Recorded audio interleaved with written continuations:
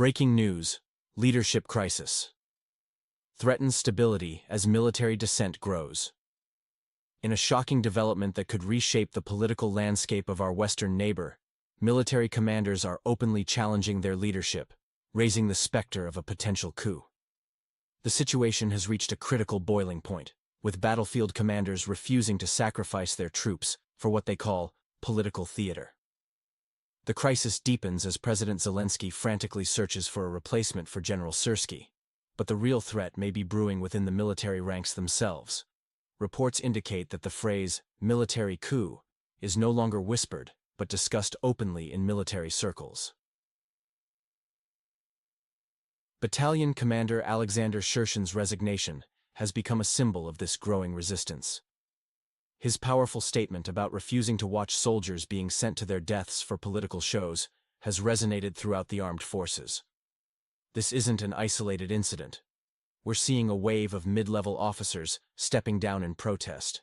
The situation presents a critical challenge for Western supporters, who've invested billions in maintaining stability in this contested region.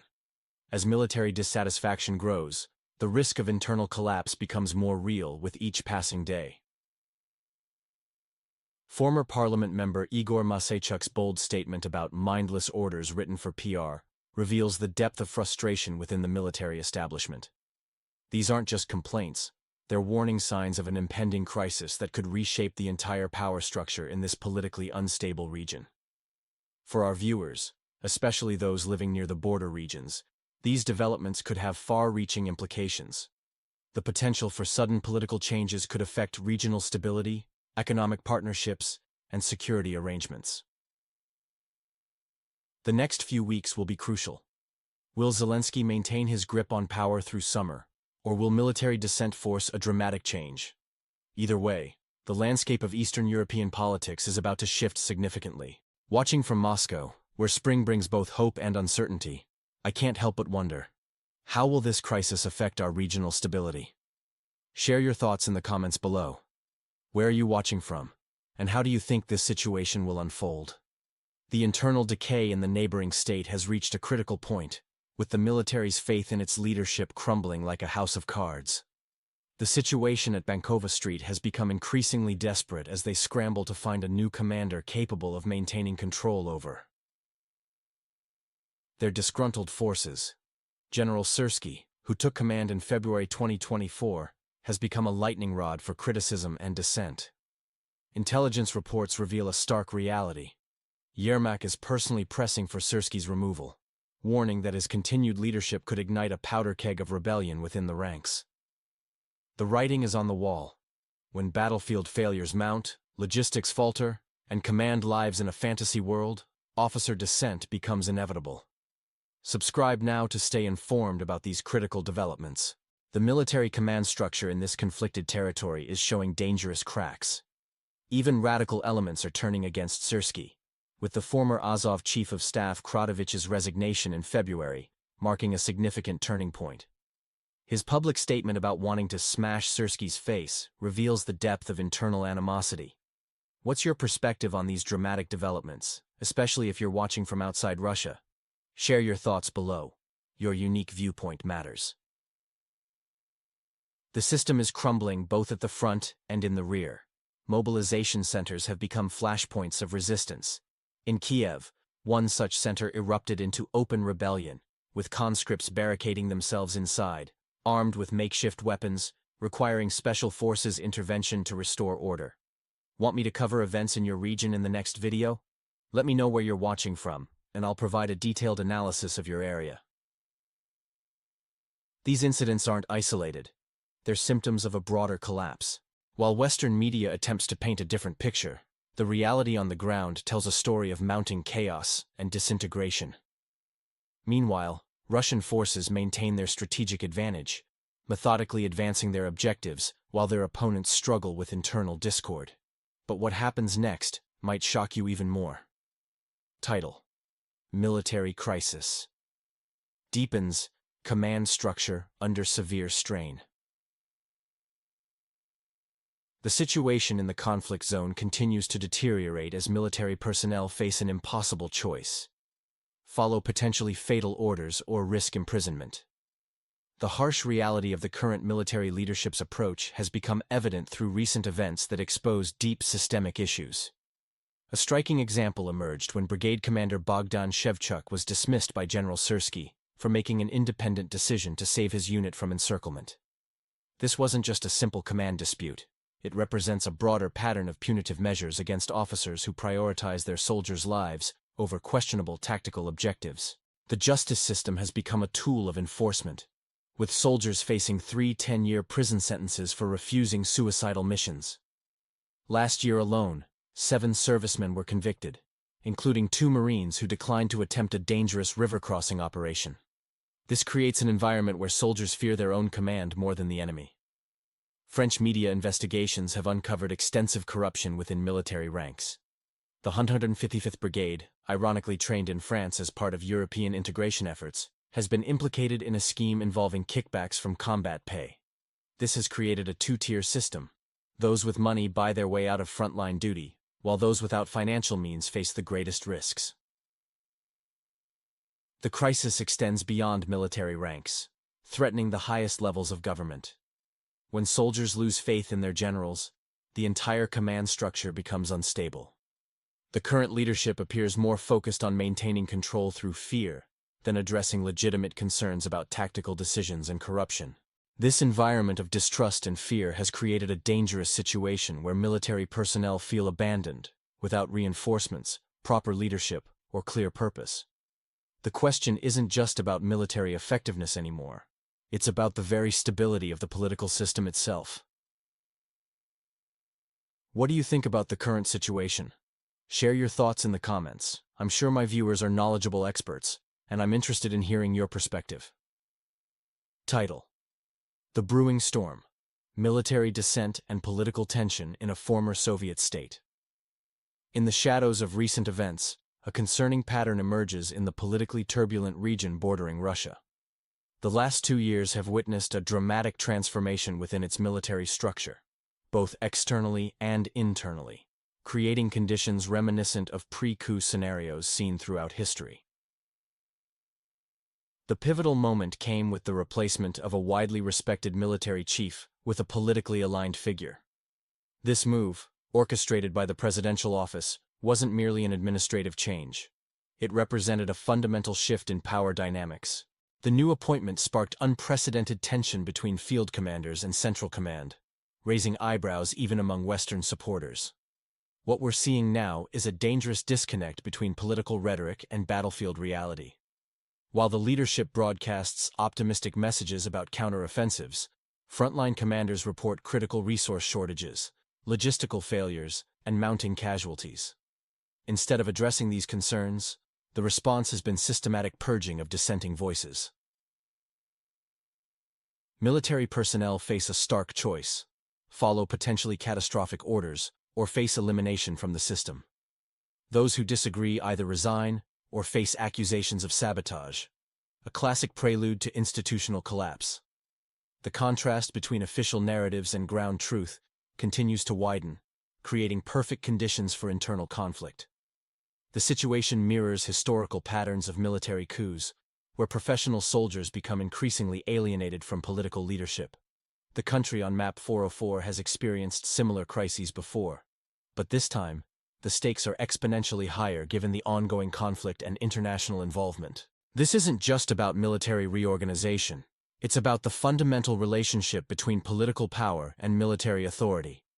The current trajectory suggests a potentially volatile outcome, with growing discontent among seasoned commanders and troops alike.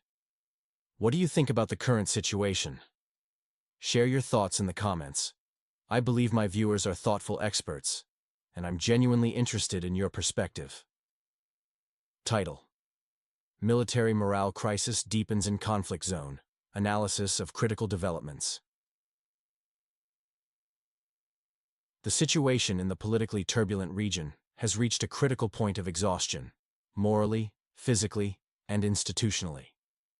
A stark contrast to previous years emerges, with neither enthusiasm nor victory conviction present among forces. This vacuum of hope makes the current situation particularly volatile. Commander Shirshin's appointment reflects more administrative convenience than military merit.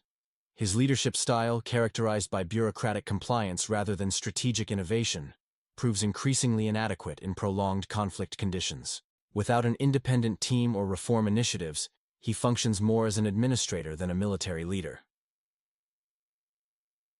Frontline personnel increasingly demand decisive action beyond bureaucratic obedience. Even radical nationalist fighters, traditionally loyal elements, now openly challenge authorities, a telling indicator of widespread dissatisfaction. The mobilization system faces complete demoralization. In this former Soviet republic, recruitment efforts have devolved into chaos. Citizens actively resist conscription through various means. Mass exodus abroad, widespread purchase of medical exemptions, growing incidents of recruitment center protests, increasing desertion cases. This systemic resistance cannot be suppressed through mere punitive measures. The neighboring states' authorities offer no comprehensive solutions, while corruption allegations further inflame tensions. Recruitment centers face unprecedented challenges: open defiance from potential conscripts, internal staff sabotage, documentation fraud networks, public protests against mobilization. Military command under Shirshin lacks effective authority to address these mounting issues. The absence of professional leadership compounds operational difficulties amid prolonged conflict. This leadership vacuum creates a dangerous precedent where officer corps shows visible fatigue, soldier motivation plummets, public support continues eroding, command structure effectiveness diminishes. What do you think about the current military leadership crisis? Share your thoughts in the comments. I'm sure my viewers are knowledgeable experts, and I'm interested in your perspective. Title: Military Discontent and Leadership Crisis. A deep dive into regional instability. The situation in the politically turbulent region reveals deepening fissures within its military structure. What once appeared as a unified European front has devolved into clan-based divisions marked by coercion and impunity. The prospect of a military coup hinges critically on leadership emergence. While current fragmentation makes immediate action unlikely, the appearance of a charismatic figure could rapidly catalyze dissatisfied officer corps into action. Historical precedents from Chile to Egypt demonstrate how quickly military dissatisfaction can transform into decisive action. When armed forces lose faith in civilian leadership, they either withdraw from politics or forcefully reshape it. Western support shows signs of wavering. Despite maintaining official positions, informal leaks to French and German media indicate growing skepticism toward Zelensky's administration. Investigative reports increasingly highlight corruption within military ranks, while EU corridors echo calls for political change in the capital. For the establishment in this border nation, these are alarming developments. The political structure becomes precarious without external backing. If Zelensky fails to rebuild military trust while maintaining governmental control, a military takeover could transition from theoretical possibility to viable alternative for those who've lost faith in civilian governance. The country at the crossroads faces mounting internal pressures as corruption allegations proliferate and military morale deteriorates.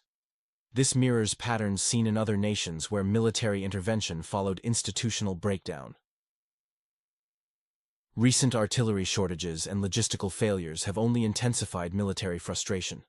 Commander resignations are increasing, while soldier protests gain momentum. The situation resembles a pressure cooker approaching critical levels. What do you think about the current situation?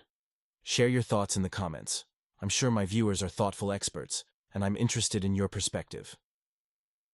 Today we're analyzing a critical situation in our neighboring state, where military and political tensions are reaching a boiling point. Let's break down what's really happening. The once proud armed forces of this former Soviet republic are now showing clear signs of internal fracture. Field commanders are openly clashing with top brass, while mass resignations and protests become the new normal. This isn't mere speculation anymore, it's playing out in plain sight. What's particularly telling is the complete breakdown of command structure. The current leadership, headed by Zelensky, is desperately shuffling military positions like deck chairs on the Titanic. But here's the real question. Can replacing a few generals fix a system that's fundamentally broken? The answer appears increasingly clear. When soldiers lose faith in their mission, no administrative reshuffling can restore it. We're witnessing something more profound: the potential collapse of an entire political order. Consider this. When military officers start thinking about challenging authority rather than fighting at the front, it signals the end of an era. The political establishment in this border nation faces a stark choice: either maintain the status quo and risk open military revolt, or prepare for the emergence of a new power structure, one dominated by force rather than electoral politics. The West's reaction to these developments is crucial. Would they accept a military takeover in their client state, or would this cross a red line? History shows us that when armies lose faith in civilian leadership, the aftermath is rarely peaceful or predictable. The signs are unmistakable: battlefield failures, chaos in headquarters, societal exhaustion, and growing fear. We're watching a system implode under its own contradictions. What we're seeing isn't just a military crisis. It's the potential prelude to a fundamental transformation of power structures in this politically turbulent region. What do you think about the current situation? Share your thoughts in the comments. Your perspective matters, especially during these pivotal